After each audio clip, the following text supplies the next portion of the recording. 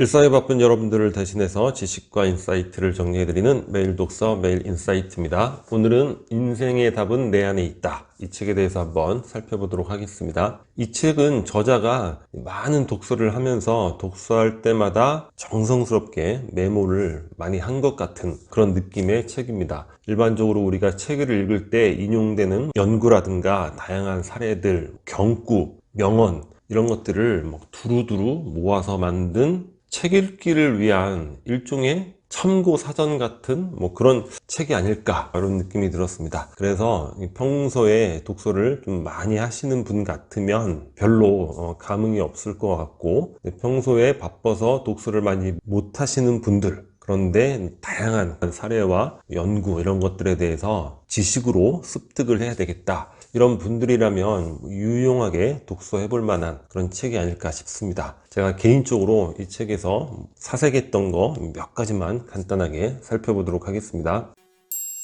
타인의 고통에 행복을 느끼는 인간의 심리 본능. 무슨 얘기냐면, 인간은 자신의 객관적인 수준, 상황을 평가해서 그것에 대해서 만족과 행복을 느끼는 것보다는 내 주변의 타인이 불행할 때 그런 것들을 보면서 행복을 느끼는 경우가 많다는 거예요. 많다는 관점이 아니라 그게 이제 본능이다, 이렇게 이야기를 하고 있습니다. 무수히 많은 그런 연구 사례가 나와요. 그 모든 사례가 가리키는 게 바로 이 부분이 되는 거죠. 타인의 고통을 보면서 안도감과 행복을 느끼고, 남이 잘못될 때 또 안도감과 행복을 느끼고. 근데 우리가 이걸 보면서 쯧쯧 이렇게 하기보다는 이게 우리의 본능이라는 거, 이런 것들을 받아들일 필요가 있지 않을까. 만약에 이것이 본능이라면 우리가 우리 삶을 좋은 방향으로 이끌어가는 데 있어서 이 본능을 어떻게 적용하고 이용할 것인가, 그런 것들을 잘 생각해 보는 게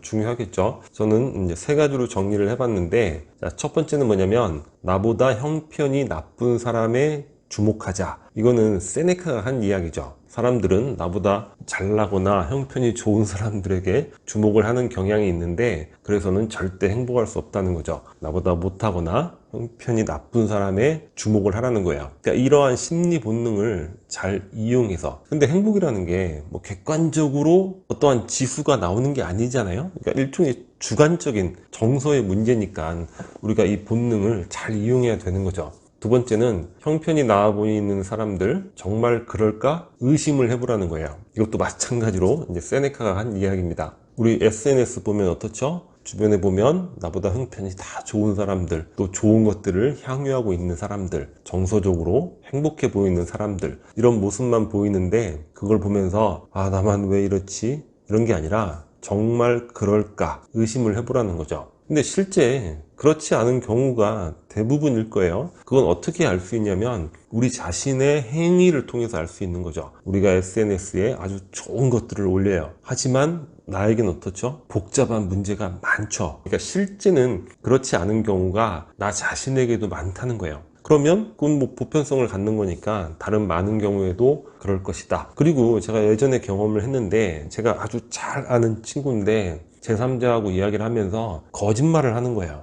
자랑질을 하는데 그게 다 거짓인 거죠. 저는 그걸 다 알고 있는 상태인데 가만히 관찰하면서 너무 웃긴 거예요. 근데 중요한 건 뭐냐면, 대화하고 있던 그 사람이 그로 인해서 그 표정에서 뭔가 부서질 듯한 그런 감정, 그로 인해서 자신의 만족이나 행복이 허물어지고 있는 그런 것들을 읽게 됐던 그런 경험이 있는데, 그런 것들로 인해서 우리가 피해를 입어서는 안 되겠다, 그런 관점이 될 것 같고. 자, 세 번째는 자기 자랑 피해약인데, 두 가지 측면이 있어요. 하나는 자기 자랑을 일삼는 그런 사람을 인간관계에서 끊어내는 거예요. 절교를 하던 피해 다니던 끊어내야 됩니다. 자기 자랑을 일삼는 사람이 사실 보면 어떤 공동체, 친구무리라든가 여러 모임이 있잖아요. 그 모임을 파괴시키는 사람, 결국 찾다 보면 그게 자기 자랑을 일삼는 사람, 그 사람으로부터 시작이 돼서 그 공동체가 파괴되는 경우가 굉장히 많죠. 그러니까 자기 자랑은 굉장한 인간의 악행이 되는 거예요. 자, 또 하나의 관점은 뭐냐면, 나 자신이 자기 자랑을 절대 하지 않기, 그런 관점이 되는 거죠. 근데 인간의 허영심이라는 게, 이게 자기 자랑을 안 하기가 이게 참 쉽지가 않아요. 여튼 매 순간 자기 자신을 반성하면서 자기 자랑을 절대 해서는 안 되겠다, 이거는 타인의 만족과 행복, 타인의 삶을 부서뜨리는, 망가뜨리는 아주 나쁜 악행이 된다. 이렇게 우리가 명확하게 좀 정리를 해봐야 되지 않을까, 그런 생각을 해봤습니다.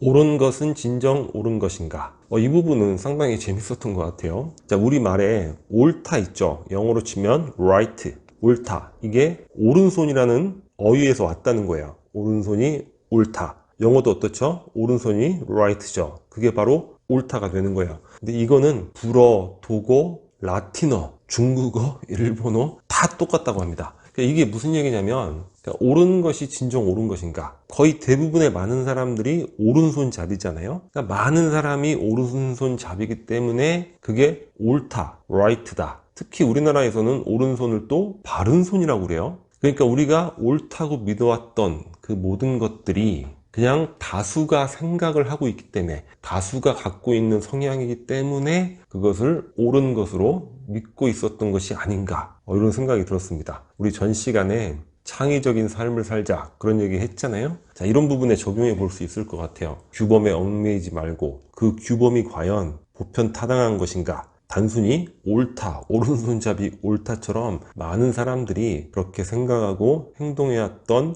관성으로 인해서 그런 규범이 된 것이 아닌가, 거기에 내가 얽매이는 것이 옳은 것인가. 그래서 우리의 창의적인 삶, 보다 자유로운 삶, 이런 것들의 이제 철학적 근거가 될 수 있는 그런 내용이 바로 이 내용도 포함이 될 수 있지 않을까, 그런 생각을 해봤습니다. 단지 많은 사람이 하기 때문에 옳다, 그건 아니라는 결론을 내릴 수가 있는 거죠.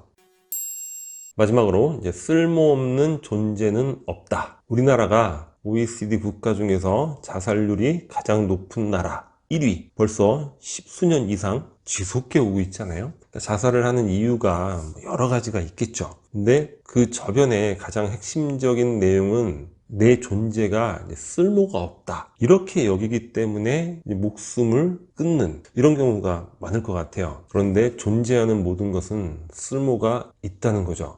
책에 많은 사례가 나오는데 막 꾸부정하고 막 별 쓸모없는 그런 모양과 형상과 위치와 기타 등등, 이러한 쓸모없는 나무가 세계 최고의 명품 바이올린의 원료로 쓰이는 그런 나무라고 하고, 이 이외에 우리가 언뜻 봤을 때 쓸모없다고 느끼는 그런 것들이 다 보석 같은 존재다, 그런 활용도가 매우 높은 존재다, 이런 사례들이 나오고 있죠. 그래서 우리가 우리 스스로에 대해서 이런 생각을 버려야 될 것 같아요. 내가 쓸모없다. 모든 존재는 쓸모가 있다는 거예요. 자, 우리가 두 가지 정도를 생각해 볼 수 있는데, 첫 번째는 우리가 관계를 맺는 데 있어서 가족이나 사회, 친지, 친구 다 포함을 해서 모든 작은 것들을 존중하는 그런 마음 자세가 중요할 것 같아요. 모든 작은 것들을 쓸모 있게 바라봐 주는 거죠. 공부 잘해서 큰 부자 되고 대단하네, 이게 아니라 아주 작은 것들, 그런 것들로 그 존재의 의미를 우리가 서로서로 부여해주는 그런 것들이 필요할 것 같고, 두 번째는 자기 자신에 대해서 내가 사용하지 않는 나의 재능, 이런 것들을 반성하고 그 작은 것들을 갈고 닦는 그러한 행동 변화, 그런 걸 생각해 볼 필요가 있을 것 같습니다. 성경에 그런 내용이 있잖아요. 달란트가 뭡니까? 탤런트의 어원이 되잖아요. 주인이 종들에게 각각 달란트를 나눠줬는데 집을 비우고 한동안 오랫동안 있다가 와서 그 달란트 어쨌니 했더니 누구는 2배로 불려놓고 누구는 3배로 불려놨는데 한 명은 그냥 땅에 묻어둔 거죠. 안전하게 보관하려고. 주인이 막 혼내잖아요. 너는 어떻게 그걸 땅에다 활용할지도 모르고. 그러니까 달란트, 우리가 갖고 있는 탤런트를 우리가 땅에 묻어두고 있는 것이 아닌가, 그걸 갈고 닦아서 키워나가야 된다는 거야. 그 모든 작은 것들이 다 보석 같은 그런 의미가 되는 거고 활용도가 된다는 것, 이런 것들에 대한 믿음이 필요할 것 같습니다. 쉽고 간단한 이야기 같지만 매우 중요하고 의미 있는 이야기가 되지 않을까, 그런 생각을 해보게 됐습니다. 오늘 영상은 여기서 마치도록 하겠습니다. 위캐리커처가 구독 버튼이고요. 구독과 좋아요 많이 부탁드리겠습니다. 감사합니다.